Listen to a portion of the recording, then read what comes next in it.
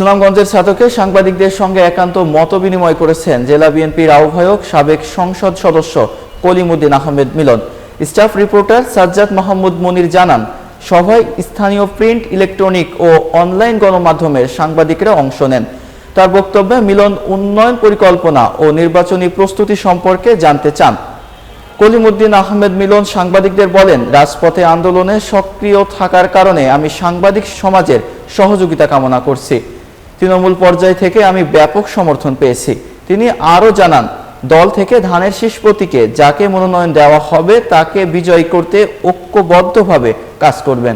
পাশাপাশি ছাতক ও দোয়ারাবাজার উপজেলাকে মডেল অঞ্চলে রূপান্তরের জন্য সকল শ্রেণী পেশার মানুষের ঐক্য প্রয়োজন।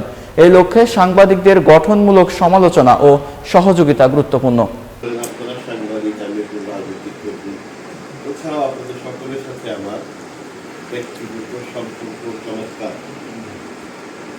আমি আপনাদেরকে ভালোবাসি, আপনারা আমাকে ভালোবাসি। বিষয়ে কিছু আলোচনা হয়েছে। আমাদের আনোয়ার হোসেন রনি আমাদের অত্যন্ত ঘনিষ্ঠ মানুষ, প্রিয় সাংবাদিক, উনিও কিছু কথা বলছেন। আমি এটা অত্যন্ত গুরুত্বের সাথে দেখি। কথাগুলো কিন্তু খুবই গুরুত্বপূর্ণ। সেই উনিও বলছেন, আমি বিভিন্ন দিকে ব্যস্ত থাকার কারণে অনেক সময় মিস হয়ে যায়। আপনাদের তুলে ধরছেন, এই জন্য আপনাদেরকে আমরা আন্তরিক ধন্যবাদ জানাই। আর যে বড় দল কয়েকজন প্রতিদ্বন্দ্বী আমাদের এখানে তো মোটামুটি এখনো আল্লাহর মধ্যে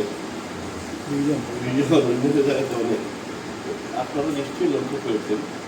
এবং এখানে অনেকেই আমাদের দলের শুভাকাঙ্ক্ষী, সক্রিয় নেতাও ছিলেন অনেকে।